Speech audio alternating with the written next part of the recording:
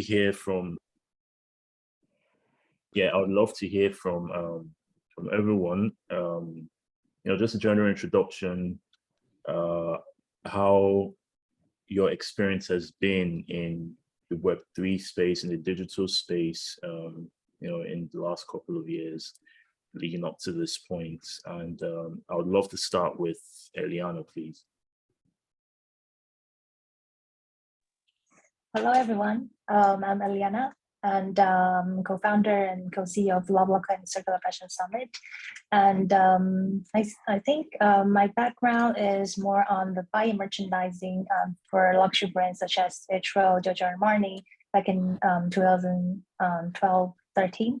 And so basically entering the luxury fashion space and discovering a lot of the problems within the fashion industry itself. So in 2015 and 16, I started to dedicate myself more in the digitization of the fashion industry itself, so creating the Lablaco system.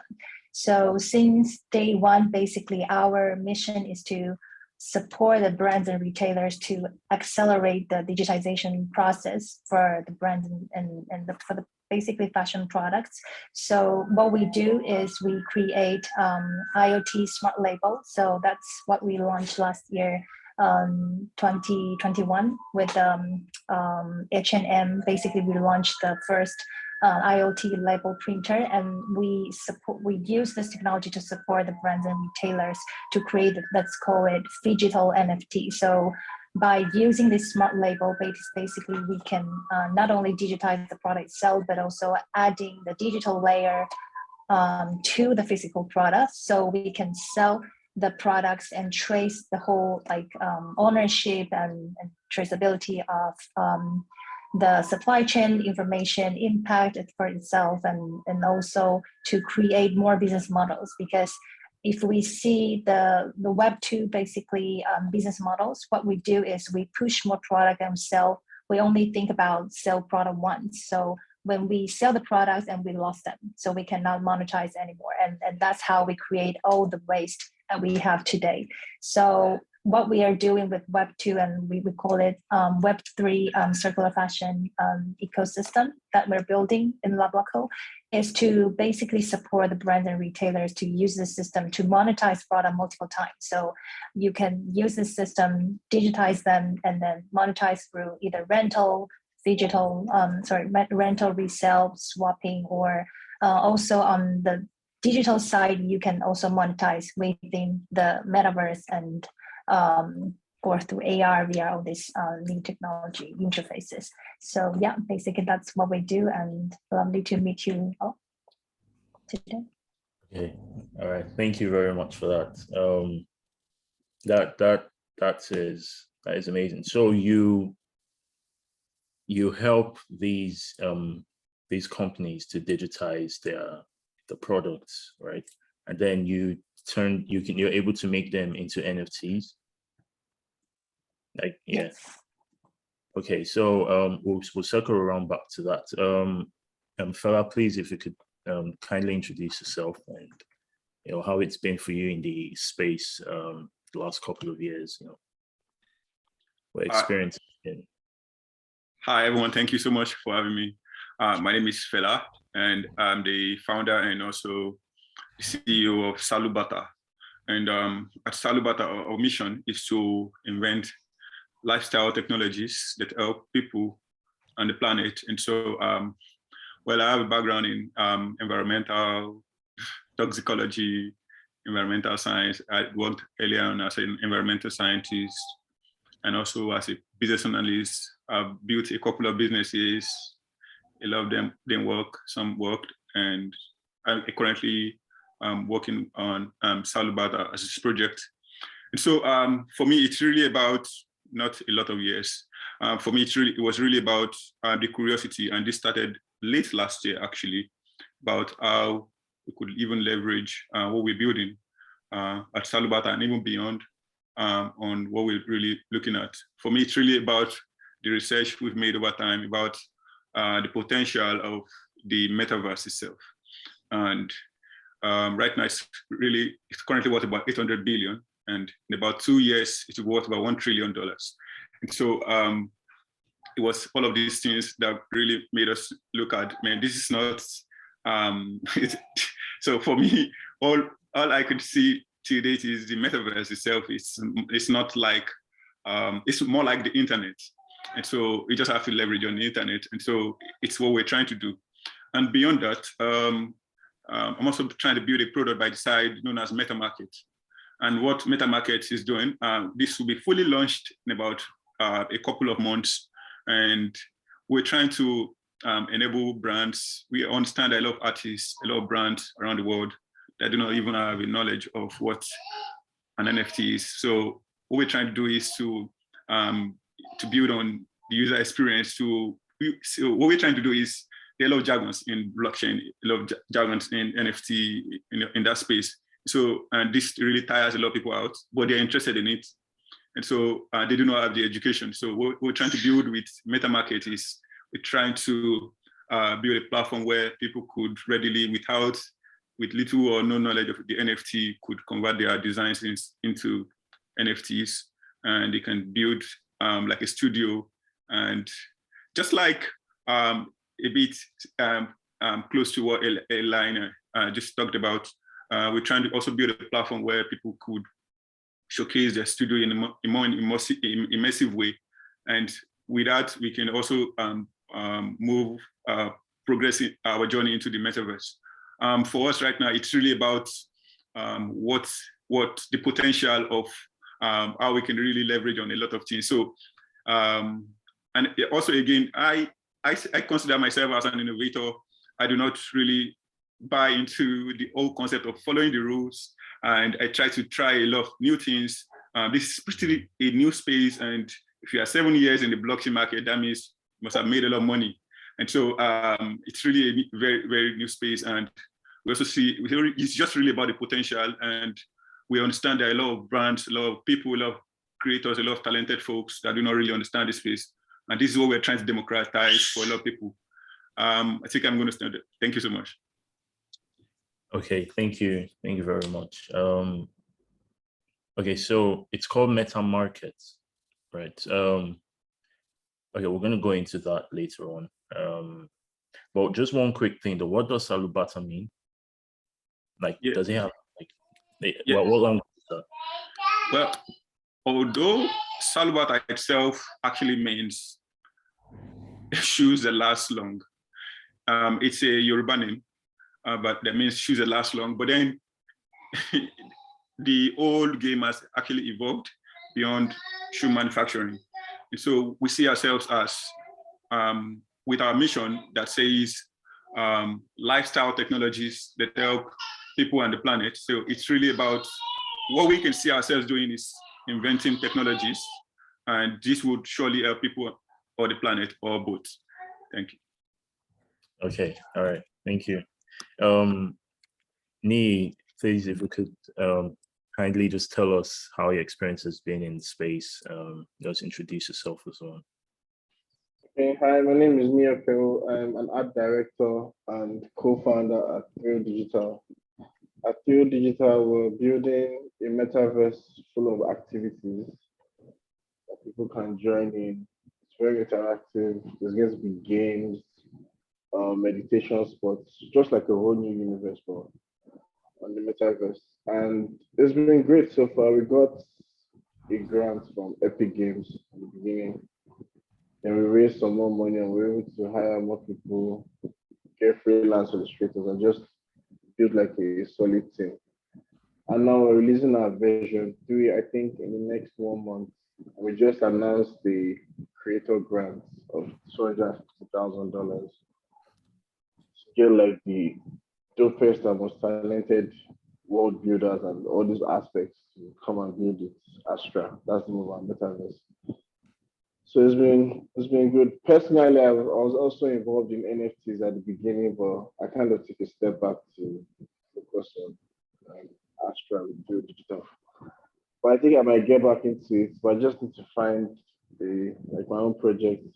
I really want to do something as big as CloneX, maybe not like the design language, but something that has a lot of characters and a lot of props and accessories. Just just something in that realm. So we'll probably move it to Solana or something. Yeah. But yeah, that's my experience so far. Okay. So yeah, I've been seeing Astra. I think I haven't joined the V2, or I tried to join it, but I can't remember what happened exactly, if I was able to get in. But yeah, it's clearly been amazing. I haven't really seen anyone do what Field Digital is doing for this space, especially coming out from this side of the world, and it's being done at such a high quality that it's definitely something amazing to see. And it's tackling that whole gamified metaverse link that a lot of other platforms have been trying to nail, but it's either they look ugly or they are not low poly, yeah. Not to diss the other platforms, but we know how they look like, right? Yeah. But this one definitely looks something that you could be immersed in. It's like that's the whole point about games, is the immersion. So yeah, I also understand that there's something. Anyway, we'll come around to it. I have a lot of questions for Field Digital that I've always just had. Baboa, please, if you can kindly. Hi everyone, thank you for having me. My name is Baboa, and I'm the founder of Balm Labs. Personally, I've been doing digital fashion since 2018, but back then, I didn't really know what I could do with it. So I was just playing around with the different software and just creating things for myself. And eventually, I saw how I could use it to help other brands basically do 3D samples as opposed to doing, 1,000 different physical samples, whereas you could just do one and then tweak it in the software much faster than making actual changes in real life. So that's when I started Balm Labs. We officially launched in 2020. And we basically create digital garments for brands, but that kind of has also shifted into creating full-on digital fashion shows, fashion campaigns, and also creating our own digital fashion brand. So right now we sell our stuff on DressX, and then very soon it'll be on special items as well. I think they're yet to launch, but it's also a digital fashion marketplace. So yeah, that's kind of how it's been going. Right now, we're more focused on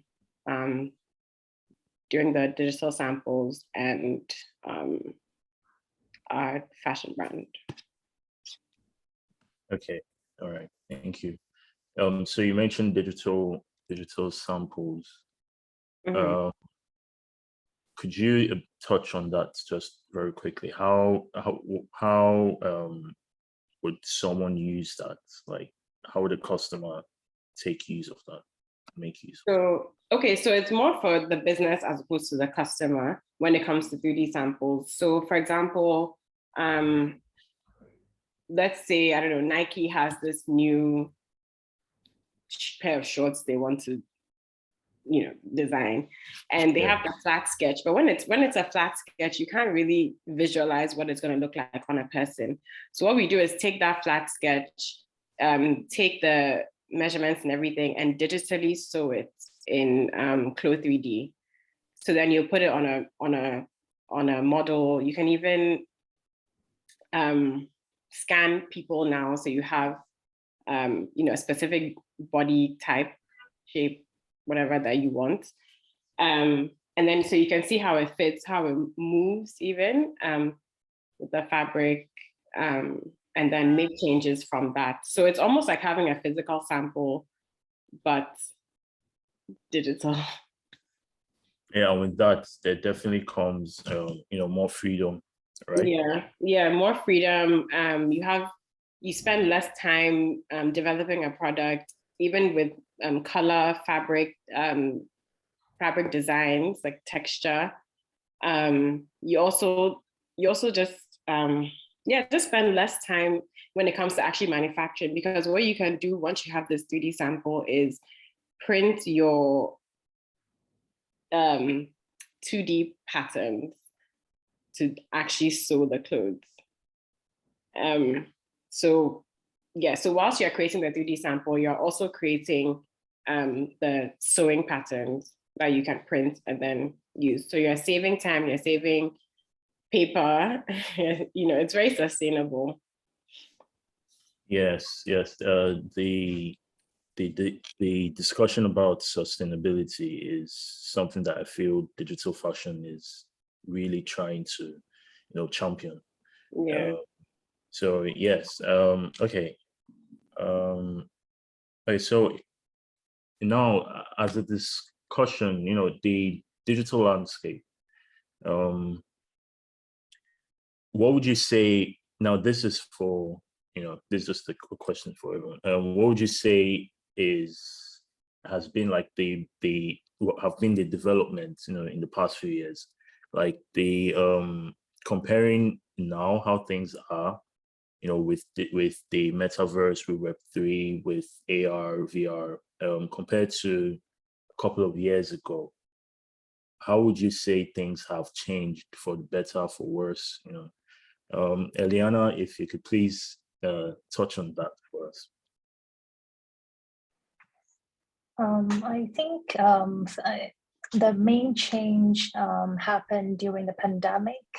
I remember in 2019 when we proposed this like blockchain traceability and digitization, and a lot of brands were like, "Oh, very cool, but what's that?" And I don't understand. So in 2019, actually, we launched the first blockchain traced collection inside the Linkwater Joyce group. So that was our first, let's say, real use cases within the retail space. So all the customers, when they come into the store, they can scan the product and see the timeline traced on blockchain. And when they buy the product, and their ownership would be traced on blockchain as well. And we use Ethereum at the time. So let's say Ethereum testnet at the time.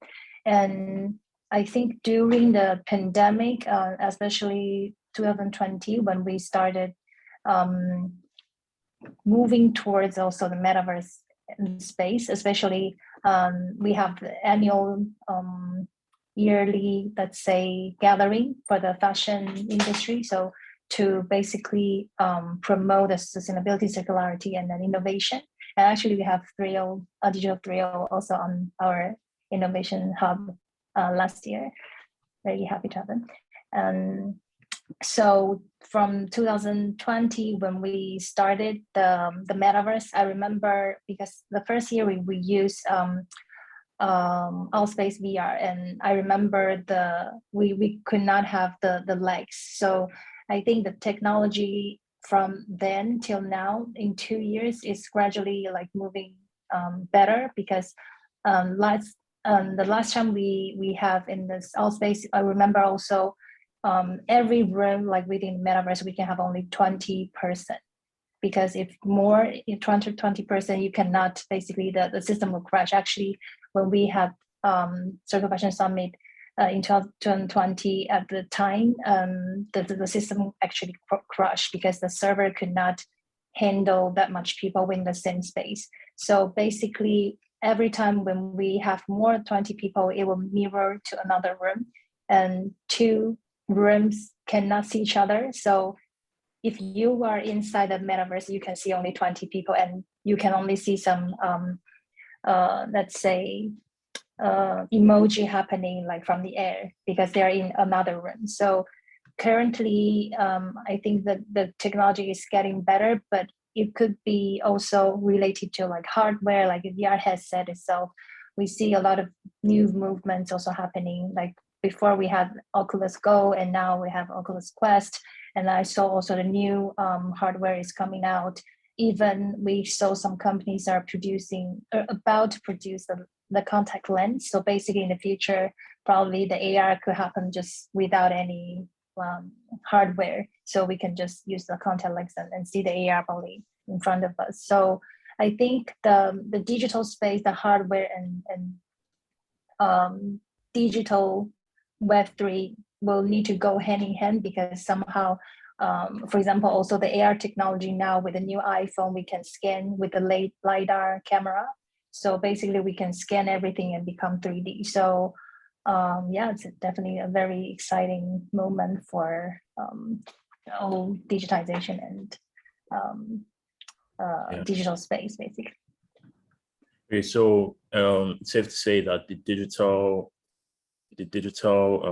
fashion world is tied, it goes hand in hand with the progression of technology, right? Like you said, now it's getting easier for people to experience the AR, VR experiences through, things like Oculus Quest. It's getting cheaper, because I remember a couple of years back, VR headsets were extremely expensive for most people. And even the software too, like Baboa mentioned, things like Cloud 3D, Marvelous Designer, the other software, they weren't as accessible. I think what we find now is that it's either there are more competitors who are, forcing a progression in space, whether it's through the software or through things like the experience as a whole, like through digital is trying to do with Astra. So yeah, I think that just shows how everything's just connected as well with the metaverse and Web3. Niyi, would you like to touch on this for a bit?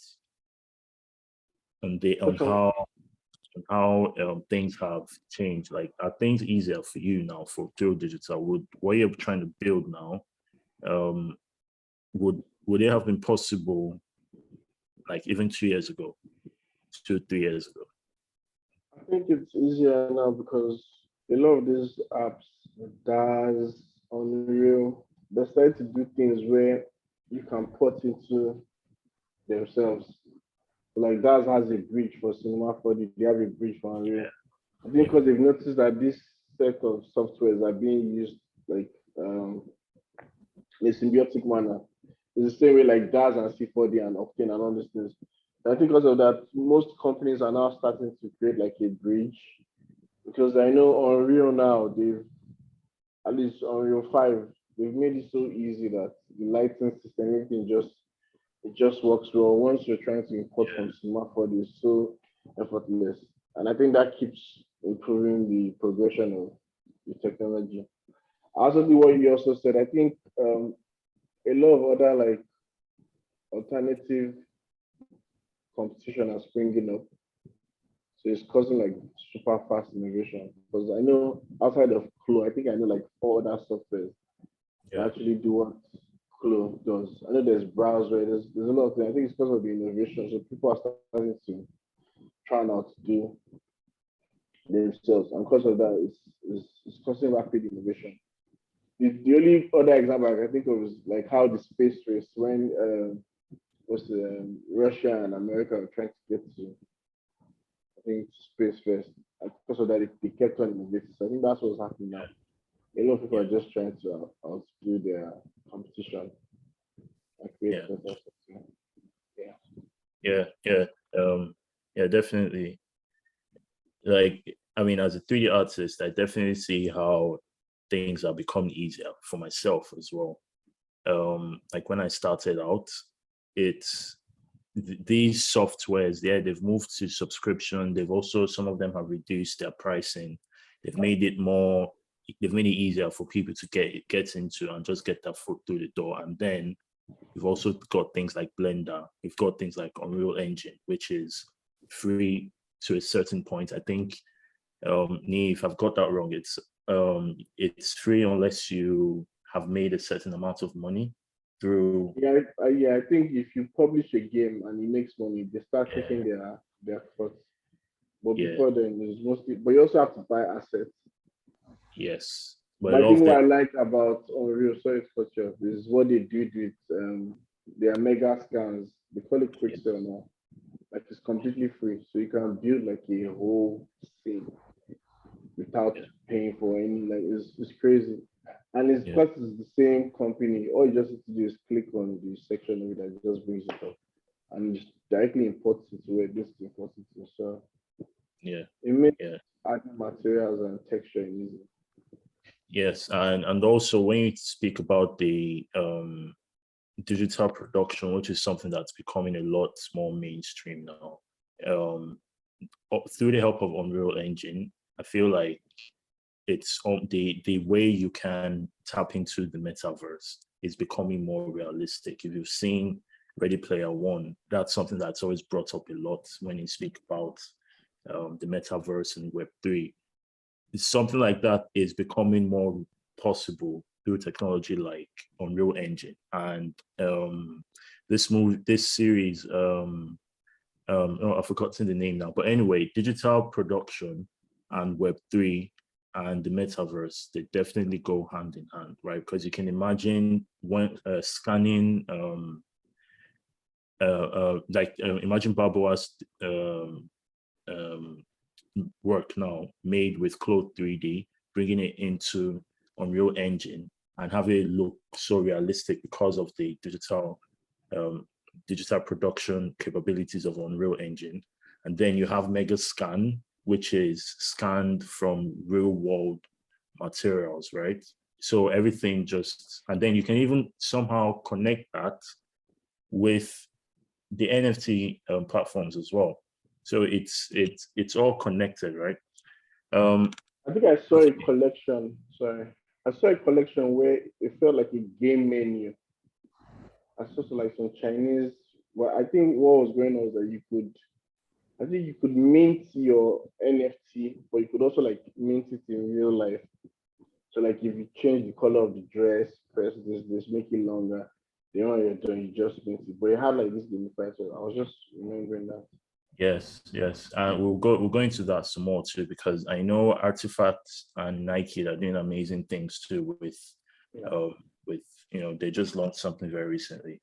Okay, so I would like us to speak a bit about the sustainability of the sustainability conversation, how digital fashion, Web3, and the metaverse is tackling that these issues, because I know a lot of people know that the fashion industry is very wasteful, right? There are so many things that could be addressed that would sort out these issues, but I know that digital fashion is really trying to tackle that, right? As we've heard from Baboa and Fela, but I would love us to speak a bit more about that, how digital fashion is, championing these ideas of sustainability and, less power consumption, less waste. Fela, could you please speak a bit about that? And how Salubata is also, championing that as well. Thank you.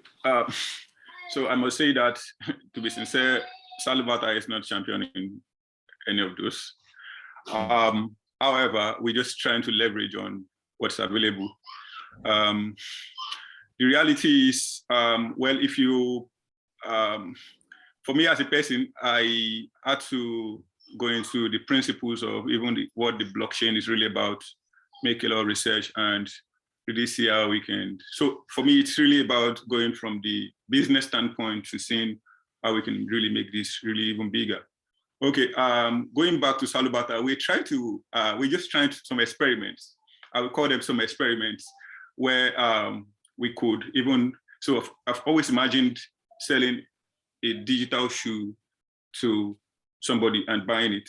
That was 2020. I didn't know the NFT space was going to boom in 2021. And this really came, and we started thinking that, okay, how can we make people even pay more for the shoes and hold the digital versions and get them whenever they want it?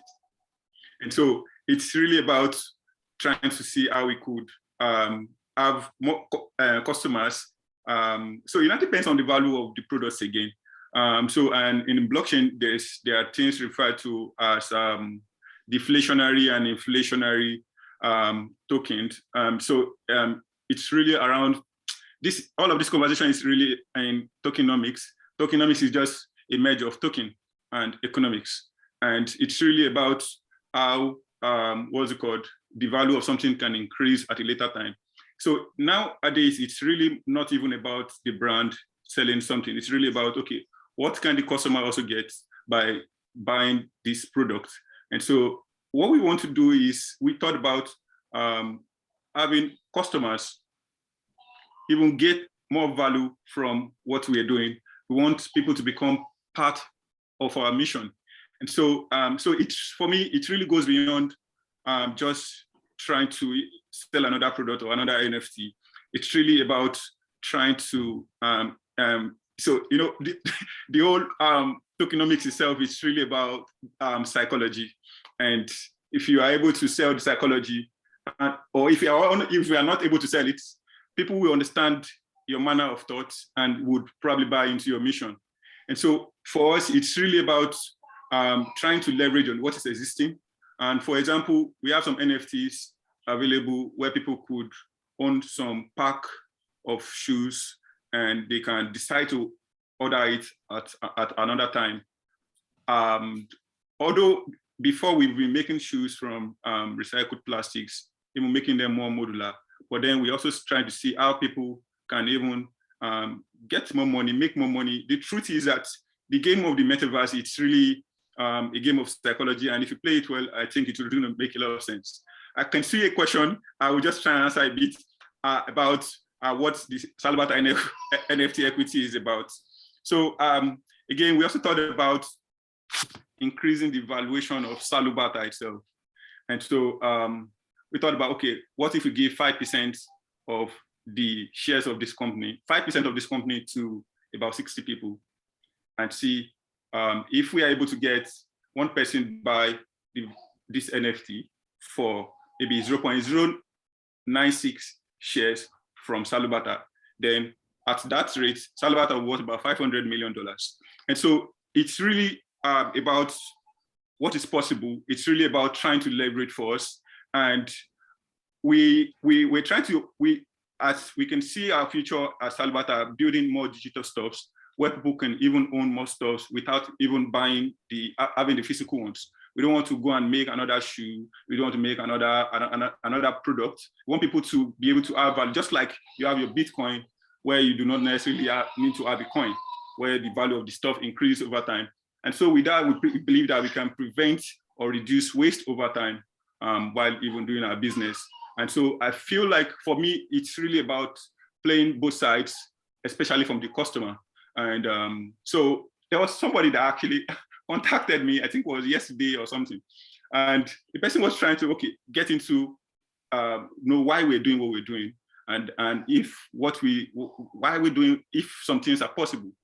And for us, we also think that it's really about laying the foundation of what is possible and not following what has been done. Yes, that might make some sense. However, you need to have understood the principles of building on what you're building. But for us, it's really about trying to see how we can drive two things.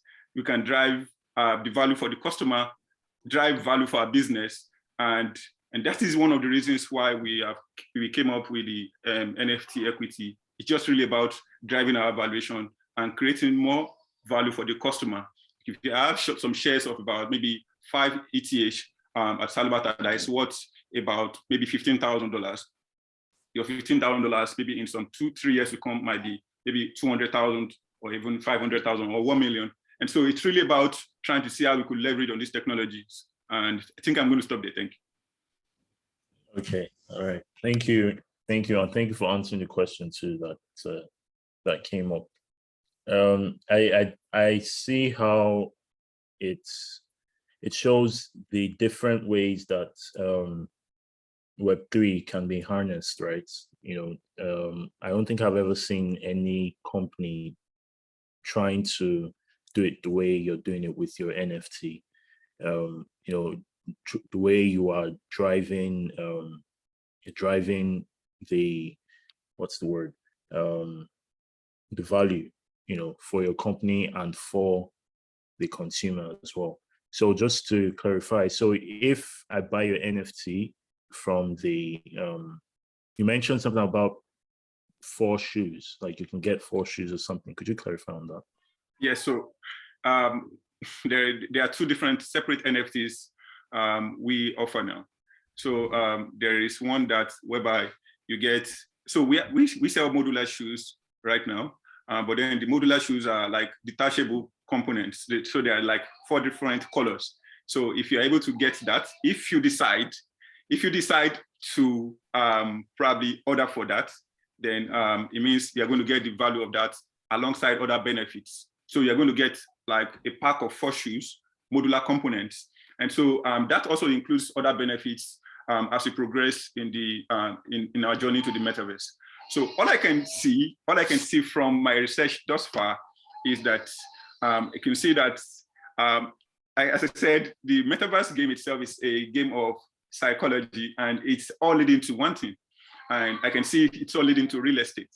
And so if you really study a whole lot well, you see some, and Akon was one of those very, very smart guys that bought some piece of land in, I think, Senegal or some place. Right now, I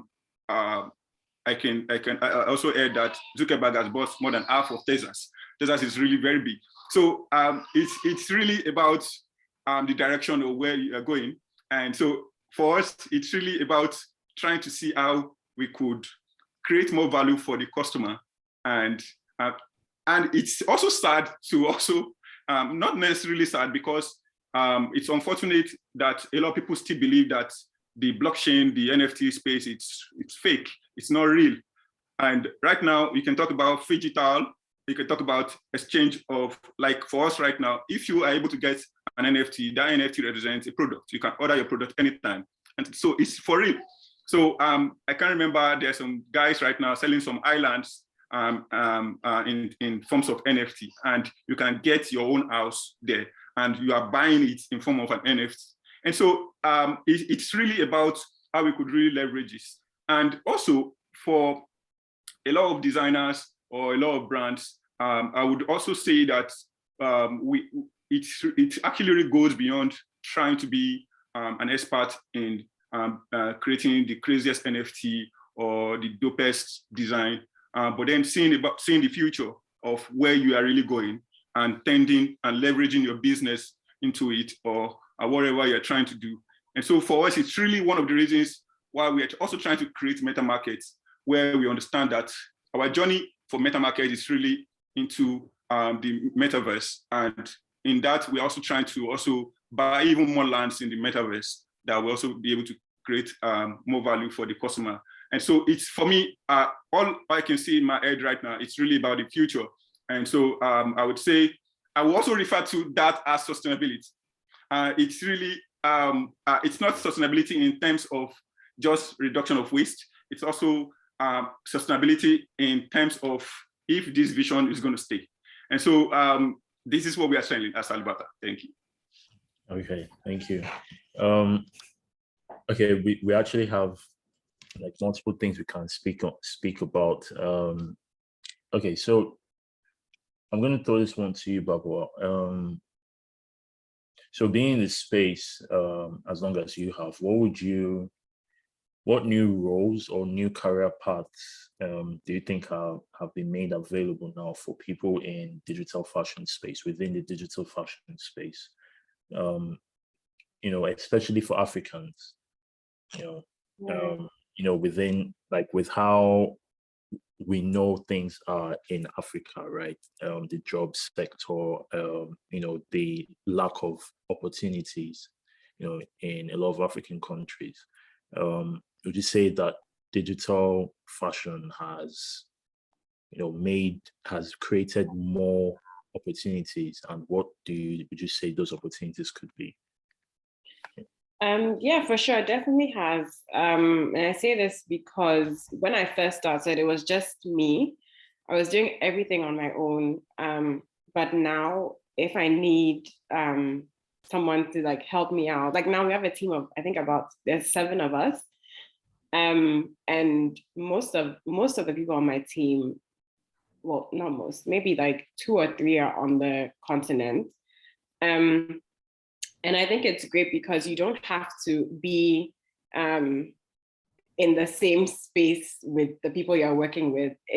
Everything can just be done from your computer whilst you're at home. And so for instance, some of the people on my team, I've never met them. So yeah, I don't think, I think it's great like for freelancers in digital fashion, because now everyone is looking for a 3D designer. Like I think it's something pretty simple to get into and make money from once you have the skill.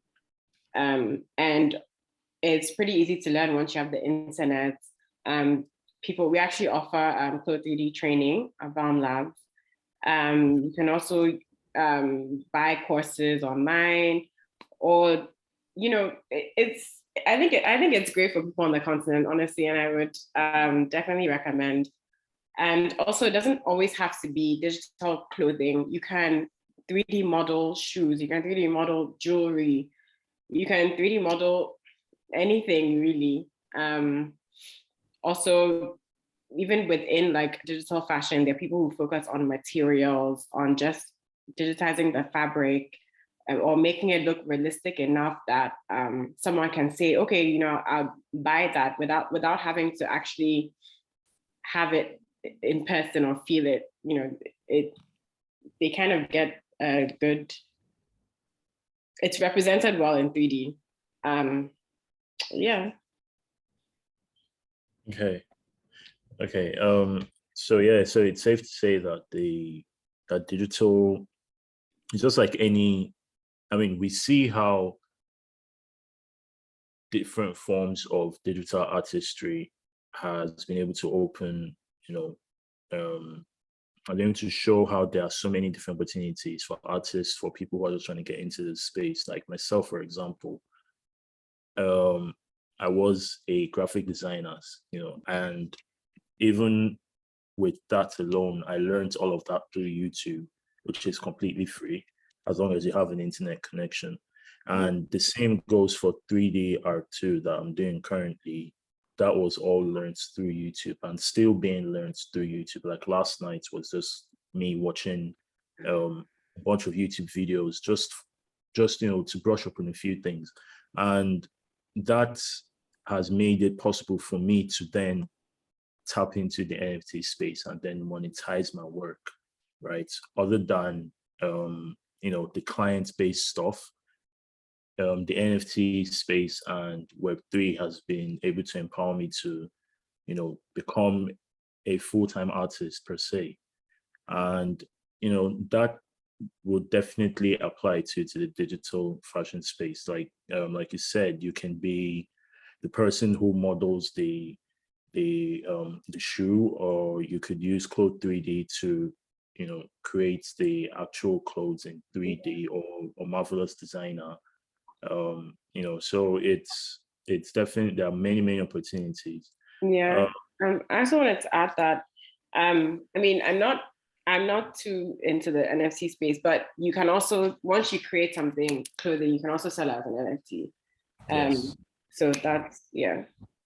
Yes, definitely. The NFT space, there are so many ways to tackle that, and there are so many ways to monetize your work in the NFT space. And a lot of these platforms, they now give you the opportunity to upload the 3D asset itself, right? Where you can actually view it on your phone, on your computer, and actually view it in 3D rather than just a 2D image of the render. So there are so many ways to tackle that. I think something that we should speak on, I would love to hear actually from everyone on this. There's been a conversation how NFTs and Ethereum and crypto is bad for the planet, right? The power consumption from the transactions, and also more importantly from mining. What would be your takes on these matters? Like, so now, do you feel, because it's a two-way thing. Yeah? You have digital fashion that is trying to be more sustainable with doing away with a lot of the steps in the process. But then you also have the discussion of how Web3 and Ethereum consumes a lot of power. Wow, we're talking of, okay, I'm going to leave it for you guys to answer that before I speak on that. So so please, how do you think this might be possibly tackled, and do you feel it is a discussion to be had? So Niyi, I would love to hear from you first, and then I would love to hear from Fela, from Eliana, and also Baboa.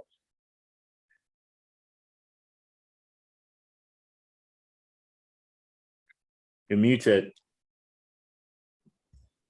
I said no more than like 5 to 8 companies are responsible for a lot of the damage you've done to the environment. So I personally don't, I mean, I hear the argument, but I don't really think NFTs are what's going to destroy the environment.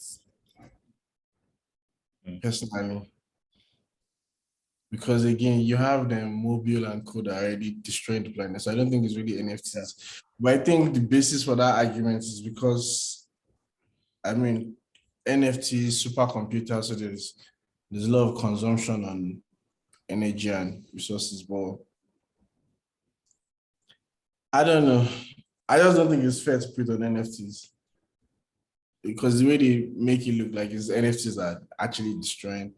It could be part of it, but I don't know. That's what I think about the conversation. I don't really know much about the environment, and I'm not going to speak on what I do now, but what I do know is that a lot of what has been happening even before NFTs is no more than like 5 corporations that are responsible for this. So yeah. Okay. Fela, could you please give us an insight? Yeah. Just like Niyi just said now, I would try and buttress the point by saying that, yes, the truth is that the space itself is evolving, and Bitcoin itself is like, it's really highly energy efficient, and in terms of sustainability, but then there are even more sustainable ones. And so if you are probably building highly sustainable projects right now, I mean, if you want to probably leverage on, how will I say now? If you want to really build in the sustainability space, really big, there's some blockchains you can leverage on, like Solana, or VeChain. VeChain now is like the greenest blockchain on the planet right now, and I'm very certain that as time also goes by, there'll be more blockchains that will be built, and that'll be even much more energy efficient. But VeChain right now is more like the energy consumption is more like 0, and so it's really I would say it's a process, and you might get to a point whereby everything goes to 0 in the end. But right now, if you would probably want to build on any kind of blockchain right now, I would suggest VeChain. I'm talking about VeChain now because I'm actually part of VeChain's Web3 fellowship, and this is one of those benefits we are actually trying to build on, highly sustainable projects in terms of environmental sustainability. And I would suggest that you try, Solana is good, but blockchain VeChain is better. But then I would say that you need to get into the game to really see the reality of things. And a lot of people might want to water down the value of blockchain itself or the future itself. Or a lot of people talk out of not wanting to understand or getting used to the traditional systems of doing things by. So it's one part I would say again that there needs to be a lot of education around the metaverse in the metaverse space itself. What you see again is that why some people still do not buy this thing. Some people still have the money to even get. They do not even understand the stuff. And I also feel like more people need to build more stuff with a very, very cooler user experience. So people with so this is one of the reasons why we are even trying to build meta markets that, okay, see, you know what? You don't need to understand all of these jargons. You don't need to understand any of all of this. All you need to do is be able to just be part of this benefit. And so all you just need to probably understand is, okay, what is a metaverse? And you'll be able to get the basics. And so I would say that a lot of education needs to be done around that field, but then the blockchain itself is becoming more sustainable. Yeah, definitely, I agree. And like we said, it's an evolution. We have different, even with Ethereum, although we don't know when that's going to drop, but we know Ethereum 2.0 is supposed to also help alleviate some of these concerns about consumption and waste. Eliana, could you please give us your thoughts on this matters? Yeah, I think I totally agree also with Fela, because I think everything needs to be kind of balanced, right? Because as I always say in the past years, physical fashion, actually, we don't have data. That's why we need to digitize it. So over the past years, we just know that over 100 billion products produced every year, but we don't actually know how much impact they are.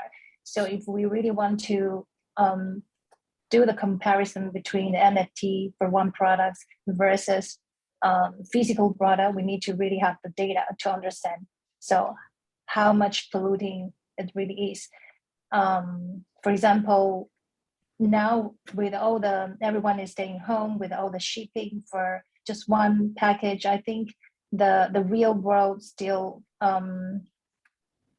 actually there are a lot of carbon consumption, but while on NFT or blockchain part, the thing is the technology will be evolved as well. And we need to basically select the ones that with lower carbon consumption. So basically, for example, our company is also adopting the lower consumption ones. So actually we're moving from Ethereum towards Flow blockchain. So basically, based on their numbers, so you can mint 1 million of NFT with the same carbon emissions, driving 1 mile of cars. So actually that's a lot.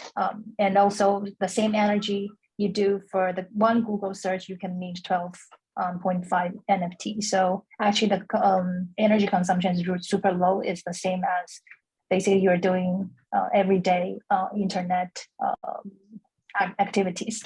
So the key thing is we just need to understand the balance between how we use this technology wisely and on the right way. So we balance the physical and digital to balance out all the sustainability part and circularity, and to basically not fall into, I will always say, the paradox of infinite growth, because that's what happened within the physical space, because we always want to sell more products. So that's why the whole fast fashion and the more products and more waste. So on the same side, we have the digital part, how we manage that not to go to infinity growth that probably will consume more than it should be. So it's a philosophy of balancing, basically. Okay, yeah. I think the people who see Web3 and crypto as a whole, and digital fashion and everything that falls under that same umbrella, they see it as just bad all the way. They see it in a black and white form, but nothing is just as you see it, right? There's always the negative aspect and there's always the positive aspect, and it's how you make use of those tools, not really the tools itself, right? So finally, I'd just like to hear from Baboa, and it's crazy how time has gone by so quickly. Yeah. I guess after Baboa, then there's like 1 or 2 questions here, and we'll answer those after. Please. Okay. I think honestly they've said it all. I think we just need to focus more on like what is, the sorry, I just lost my train of thought. But like basically focus on the larger companies or whatever that are contributing to climate change and carbon emissions, especially within like fashion. Yeah, I don't think like NFTs are the biggest problem right now with regards to sustainability and yeah. Okay. All right. So I guess we can answer some questions. Right. There's been a question here. Okay, I guess this is one's for you, Baboa. What's the difference between platforms like DressX? The difference between platforms like DressX that you mentioned, Baboa, and your platform, Eliana. I understand that DressX is, what is DressX actually? You just give a brief run. What is DressX? DressX is think of like an Essence or ASOS, but for digital fashion. But also I think that's how they started. So you can buy digital fashion and you digitally dress yourself. But I think now they're still doing that, but they've gone on into other stuff that I'm not fully aware of, but that's the part that I'm more knowledgeable in. And so it's more of just that everything is digital, basically. Everything they do is digital. And then I guess Elena can talk more on her company. Okay. Yeah, please, Eliana. So what is your, I feel some people in here didn't really understand clearly like what your company does and how it differentiates, how it's different from what DressX is. So could you just yeah. So basically our platform named Spin, actually we just launched it last year and also on the Circle Fashion Summit that we built. So basically I think within the digital fashion spaces, there are a lot of components. So within the ecosystem, we have a company like DressX or other companies, or also like Baba basically support the designers to digitize their products or create digital fashion. So that's basically the digital fashion creation side. So our side is basically, you can think about Spain like Uber. Basically, you have one side for driver, one side for consumer. So on the driver side, basically you have these tools, you can digitize your product. So we call it Spin Connect. It's a level printer.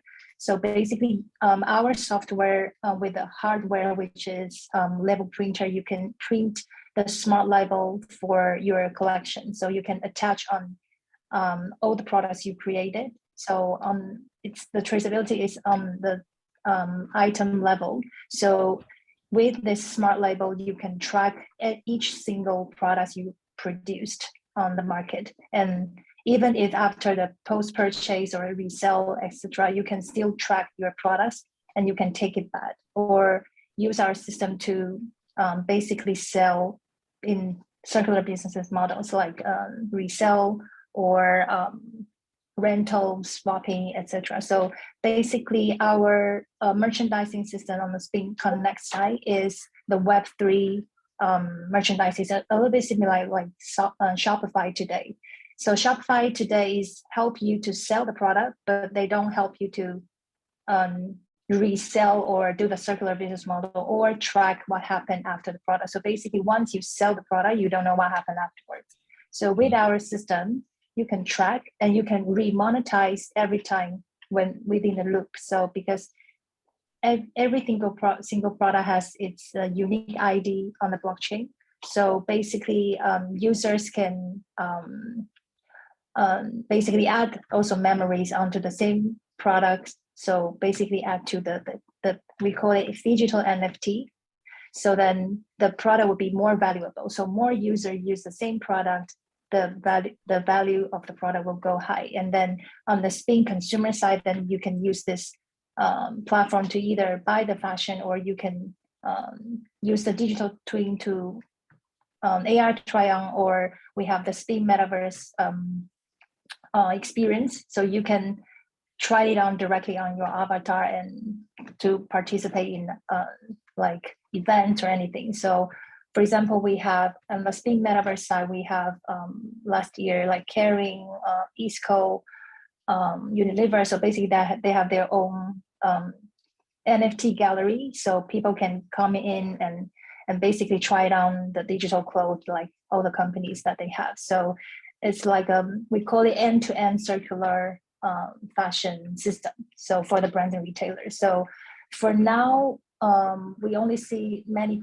NFT platforms. You can sell the digital part of the product, but then how to support the brands and retailers to really in sync the digital and physical and sell within the more sustainable way. Because once, I think within the digital era, the main headaches for a lot of designers, there are too many systems. So basically they don't know what to do. So if I have digital part and then I have to add digital NFT marketplace on my website, or I need to manage on social media, I have a lot of like channels and the tools to basically to get to the space. But what we provide is an end-to-end system. So to support them to be like digitized and circular. So we think the let's say products in the loop, basically.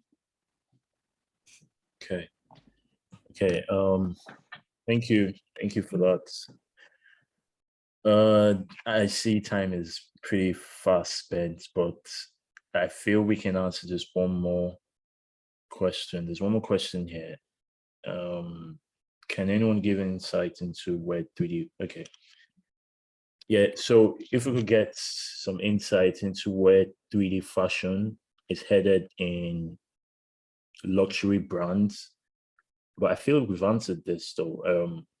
Basically how 3D fashion it differentiates itself from 2D technical renderings. You know, I feel like sketching rather than what we have in 3D fashion, like with Cloud 3D and Marvelous Designer. From what I understood from what we discussed there, 3D fashion makes it has a lot of upsides, you know, compared to the traditional 2D technical renderings that you do with sketching. You know, like it makes it easier to visualize what you would like to create, and you know, it's non-destructive, right? So you have your render made in Code 3D, and you can then have that be in the different platforms that it can get onto. You know, and you can also monetize that itself. You can monetize the garments itself. You know, and you know, a bunch of other benefits.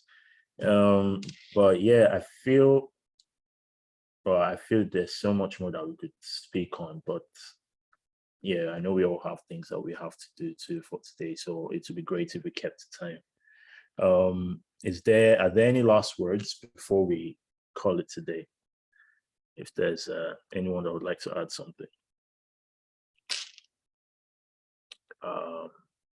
Okay. Can I speak? Yeah, please. Yeah, thank you so much. I must say that for anyone listening, if you're a newbie or if you are very grounded in this space, there's a whole lot of opportunities in this field, and don't let anyone discourage you or distract you from the potential of this market.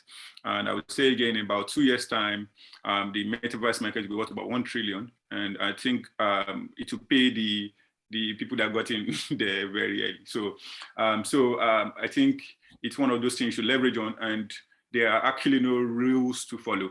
All you need to understand are the principles. There are no rules to follow about how you should go around it. I also think it's really dependent on the person. The person as an innovator, it's not even the project, it's not even the technology. How can you really leverage what you're doing, this technology and what you're doing? And I believe that it's really what will really bring out the innovativeness in what you're doing. They see a lot of proprietary stuff you can do. There's a lot of patents you can see. They see a lot of things you can even patent even in this space. And so it's one of those directions we're also looking into. So I would say that for anyone starting out, I think all you need right now is just some education, but then also look into the potential of the market. And also for the people who are the designers or who are the 3D designers or the physical ones, I would say that you also really, anyway, I must say, I would consider this from the perspective of the business person in such a way that try and see how you can build for more, try and see how you can not just be the one doing everything at the same time, trying to see how, and this is what we are also trying to build with MetaMarket, that, okay, you know what, we won't be the one doing all of these NFTs. We want to create a community of people that will be doing this and will be growing this. I think that's what will really drive the sustainability of whatever project you are trying to build. Thank you so much. Thank you. Yeah, thank you very much. Thank you very much. I just want to add to that. I think, especially when you're just starting, or even for some of us who are in it, it can be a bit discouraging when people don't understand what you're doing. But yeah, I'd just like to say that if like you're in that position, just keep going, and eventually people will just get it at some point. Yeah, I agree. It's pretty new to a lot of people now, but over time, there are going to be way more outlets for people to understand these technologies, right? And we're already seeing that now. So yeah, I think we're done. That was very, very insightful for me personally. Also, so it was been amazing meeting you, Eliana. It's been amazing speaking with you, Niyi. It's been amazing meeting you, Fela and Baboa. So thank you very much for joining us today. Thank you. Thanks a lot. Thank you. Bye. Thank you so much. Bye.